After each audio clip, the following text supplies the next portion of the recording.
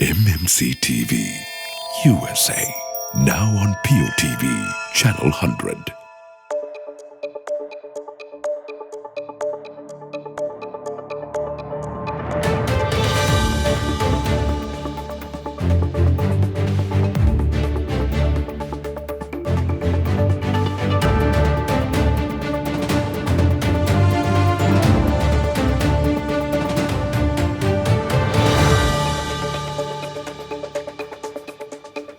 Well, hello there once again and welcome to MMC World Roundup, where we connect you with the latest news from Sri Lanka and around the world.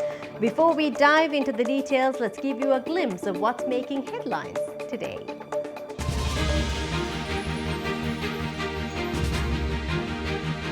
The International Gem Trade Center in Ratnapura declared open.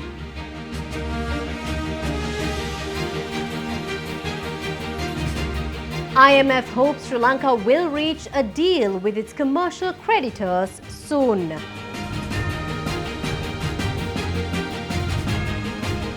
Only vehicles used for the tourism sector allowed to be imported. Special luxury tourist train Dunghinda Odyssey launched. President Joe Biden warned Israel.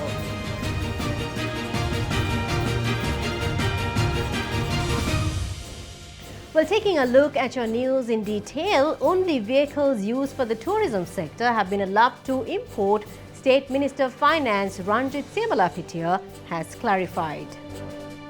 Speaking to the media, Simalapitiya expressed that the Cabinet of Ministers approved the import of 250 buses and 750 vans intended for the tourism industry.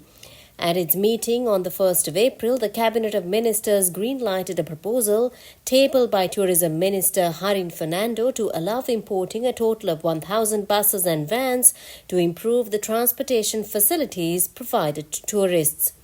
As per the proposal, 6 15-seater vans as well as 16 30-seater buses and 30 45-seater buses are planned to be imported without any special tax relief. The approval was given after taking into account the unsatisfactory and insufficient conditions of the vehicles currently used in the tourism industry. Despite the fact that vehicles engaged in the industry for tourist transportation should not be used for more than 6 years. The government earlier said that the fame earned by Sri Lanka as a prominent tourist destination is tarnished due to the usage of age-old vehicles as a result of the limitation of vehicles and essential spare parts. The special luxury tourist train Dunghinda Odyssey was launched this morning to mark the centenary of the inception of train services on the Colombo-Badulla line. The maiden journey of Dunghinda Odyssey kicked off at Colombo Fort Railway Station at 6:30 a.m. under the patronage of Minister of Transport and Highways Bandula Gunawardena. Dunghinda Odyssey is the third of the Odyssey train series launched by Sri Lanka Railways aimed at facilitating tourists, and it comes years after the launch of Alla Odyssey and Sitavaka Odyssey. Set to dedicate for passenger transportation following the inauguration, the train fare for a first-class ticket will be 8,000 rupees, 6,000 rupees for second class, while a third-class ticket will be priced at 5,000 rupees between Colombo Fort and Badulla or Alla. The train will operate from Colombo Fort to Badulla every Tuesday, Friday and Sunday at 6:30 a.m.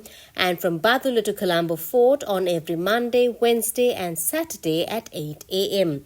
The train will stop at tourist attractions and viewpoints along the way, including Horsetail Falls, Adams Peak, Sinclair's Falls, Elgin Falls, Summit Level, Tunnel number 18, Pattipola Tunnel, Idalgas Hinna Wind Gap, Kithal Ella Falls, Nine Arch Bridge and Demodara Loop.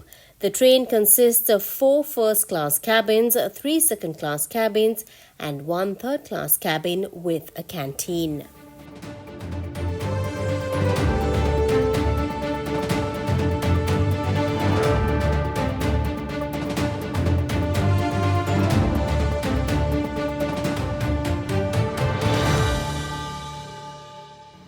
The International Gem Trade Center in Ratnapura, known as the Ratnapura Gem Tower, was declared open by President Ranil Wickremesinghe. During his visit to the International Gem and Jewellery Trade Center, President Ranil Wickremesinghe not only unveiled the plaque to mark its inauguration, but also conducted an inspection tour of the facilities. As part of the occasion, a souvenir gift was presented to the President and he left a commemorative note in the special guest book. Plans were drawn for the construction of the Ratnapura Gem Tower in Demuava area of Ratnapura to be executed in 2 phases. The initial phase saw the completion of a 5-story building costing 365 million rupees. The forthcoming second phase entails the construction of an additional 14 floors with an estimated expenditure of 450 million rupees. The newly inaugurated International Gem Trade Center comprises 27 business premises, with 17 allocated to local entrepreneurs and 10 designated for foreign counterparts. Financing for this venture is sourced from the National Gem and Jewellery Authority, aiming to establish an international hub facilitating seamless transactions between sellers and buyers. Functioning akin to renowned sales centers in Bangkok and Hong Kong, the center will offer comprehensive services including independent quality testing, laboratory facilities, and banking and export services. This initiative aims to bolster the gem and jewellery trade, positioning Ratnapura as a pivotal player in the global market. මේ මධ්‍යස්ථානයේ ඇත්ත වශයෙන්ම රත්නපුරයට පමණක් නෙමෙයි මං හිතන්නේ මේ රටේම ප්‍රධාන මධ්‍යස්ථානය. මෙතෙන්ට තමයි දැන් බොහෝ දෙනෙක්ට ඉන්ට සිදු වෙලා තිබෙන්නේ. අපි ආණ්ඩුව බලාපොරොත්තු වෙන්නේ මේ ශාස්ත්‍රයෙන් මීට වඩා මුදලක් ලබා දෙන්න. ඇත්ත වශයෙන්ම මැණික් කර්මාන්තයත් 2021 2022 අමාරු කාලයකට මුහුණ දුන්නේ. එක පැත්තකින් කොවිඩ් වසංගතයත් අනිත් පැත්තෙන් ආර්ථිකය කඩාවැටුණා. කෙසේ හෝ 2023 මීට වඩා ආදායම ලබා දුන්නා. මම හිතන්නේ 2023 අපිට නැගලා එන්න මේකෙන්ුත් උදව් ලැබුණා. දැන් ඊට පස්සේ මාව හම්බෙන්න ආවා. අපි වැට් 118කට වැඩි කරාන් පස්සේ මේ ව්‍යාපාරයට වෙන ප්‍රශ්න ගැන. ඒ නිසා අද දැන් අපේ නිලධාරීන් එක්ක සාකච්ඡා කරගෙන යනවා. මම ඉල්ලලා තියෙනවා අප්‍රේල් මාසේ අවසන් වෙනකොට මට ඒ වාර්තාව ලබලා දෙන්න කියලා. කොහොමද සහන දෙන්නේ? මම ඒ වගේම ඇහුවා අපේ ව්‍යාපාරයට කොහොමද මේ අංශය තව දියුණු කරන්නේ? මම හිතන්නේ ඩොලර් වලින් බලනවා නම් බිලියන 2ක් හරි අපි අවම ලබා ගන්නට තිබෙනවා. අපි කොහොමද ඒ කරන්නේ කියලා ඉලක්ක කරගෙන අපි වැඩ කටයුතු කරන්නට තියෙනවා. ඒ වගේම ඇමතුමා කිව්ව හැටියට මම කැමැති ප්‍රකාශ කරන්න අපි මේ ව්‍යාපාරයේ දියුණු කරාම මේ අංශයේ දියුණු කරාම මේ වැඩ කටයුතු කරන පතල්කරුවන්ටත් මේකෙන් වාසියක් ලැබෙන්න උවමනයි. එයාට වාසියක් ලැබෙන්න ඕන. ඒ වගේම මේගොල්ලෝ ඉන්න ගම්මාන වලටත් මම හිතන්නේ අපේ පළාත් සභාවෙන් විශේෂයෙන්ම පාසල් දියුණු කරන්නට උවමනයි. මොකද හැම එක්කෙනාම බලාපොරොත්තු වෙන්නේ තමන්ගේ දරුවන්ට මීට වඩා හොඳ අධ්‍යාපනයක් ලැබලා දෙන්න. The International Monetary Fund said on Thursday that there is strong expectation that Sri Lanka will reach a deal with its commercial creditors by the completion of the IMF's second review. Sri Lanka is in talks with bondholders to restructure about $12 billion in debt, a key step in its bid to emerge from a punishing financial crisis.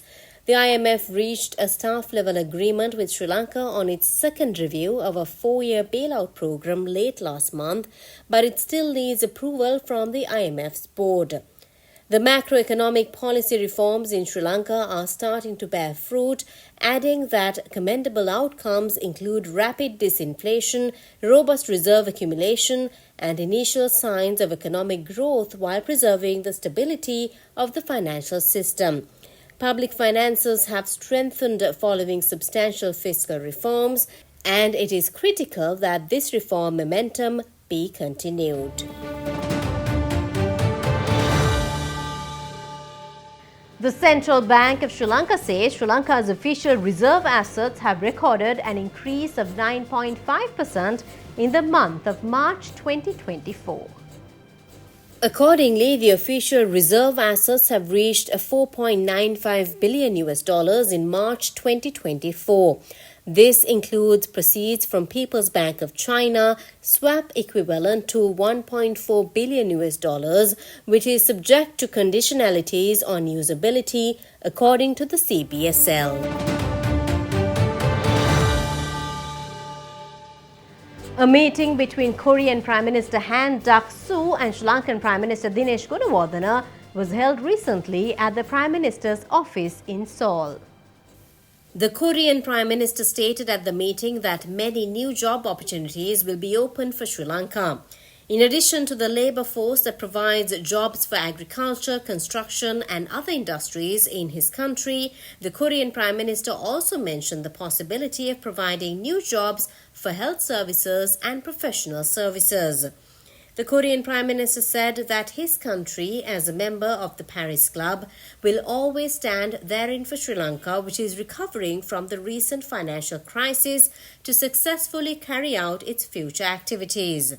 The Korean Prime Minister requested to take measures to reduce the time for the preliminary work for the future projects to be implemented, while the currently agreed projects in the areas of renewable energy, fisheries sector and joint investment areas will be implemented without any change.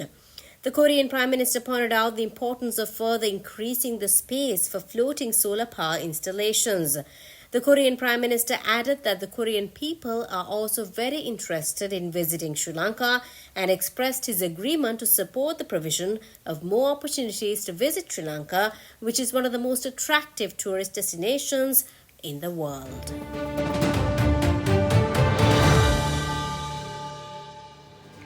An enjoining order has been issued restraining popular singer Senaka Batagoda from singing 7 popular songs including Api Kauruda and Api Sanasille.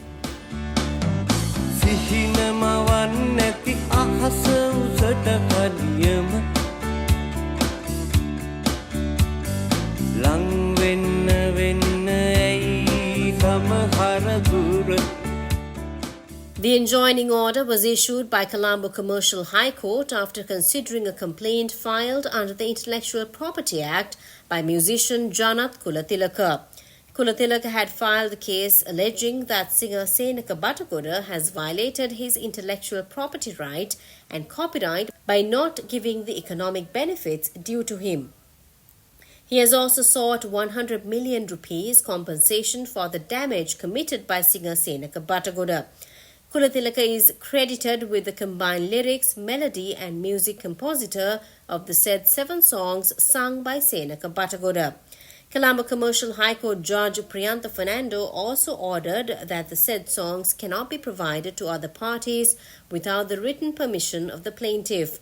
The 7 songs which were restrained under the enjoining order are Api Kauruda, Api Sanasille, Alu Yatagiri, Rasta, Heenawalata Panak Tiyenawa, Sanasuma and Hondamade.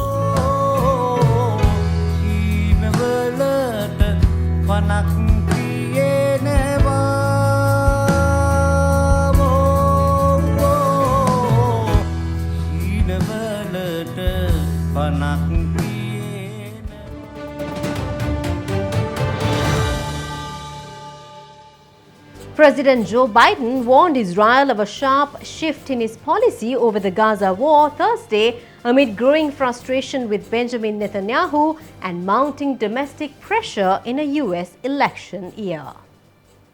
A tense phone call between the two leaders appeared to yield at least some results as Netanyahu's office announced within hours it would temporarily allow more aid to flow into Gaza. Biden has stood solidly behind Israel and its prime minister since Hamas's October 7th attacks, and his criticism of civilian deaths in Gaza has not stopped Washington from supplying military hardware to its key ally. But the Democrat faces spiraling anger from Muslim and younger voters over his support for Israel, and political allies have been pressing him to make the aid conditional on changed Israeli behavior. In a 30-minute call with Netanyahu after Israeli strikes killed 7 aid workers from US-based charity World Central Kitchen, Biden hinted at doing just that. For the first time, Biden made clear that U.S. policy with respect to Gaza will be determined by our assessment of Israel's immediate action to curtail the killing of civilians and aid workers and improve the dire humanitarian situation, the White House said. India's state-run Indian Oil Corp Limited is in preliminary talks with India's atomic power monopoly to build small nuclear units, an early-stage technology seen as a cost-effective alternative to larger plants. The refiner and fuel retailer is exploring a partnership with state-controlled Nuclear Power Corp of India Limited to use small modular reactors or SMRs in its refineries for clean power, Alok Sharma, Indian Oil's Director for Research and Development, said at a conference in New Delhi. As several bigger projects face delays, policymakers are promoting small-scale nuclear technology with a capacity of up to 300 megawatts, which is quicker to build and easier to adjust to the requirements of the grid. To boost the nascent sector, the Indian government is considering allowing private firms to manage and operate reactors. Besides Indian Oil, state-run power producer NTPC Limited and hydrocarbons producer Oil and Natural Gas Corp Limited are among companies exploring opportunities in nuclear. India produces about 3/4 of its electricity from coal, while nuclear accounts for about 3% of the generation.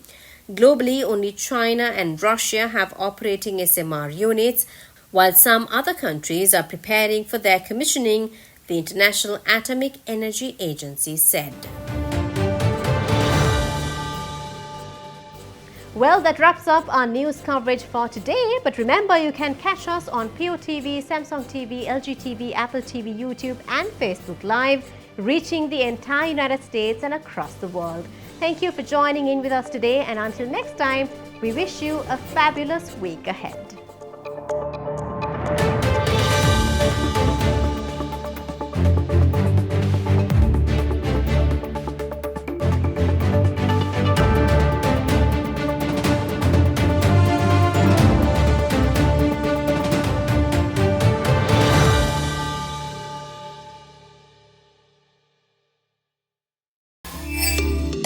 To catch the full program and more, subscribe to MMC TV USA on YouTube. Follow us on Facebook, Instagram and TikTok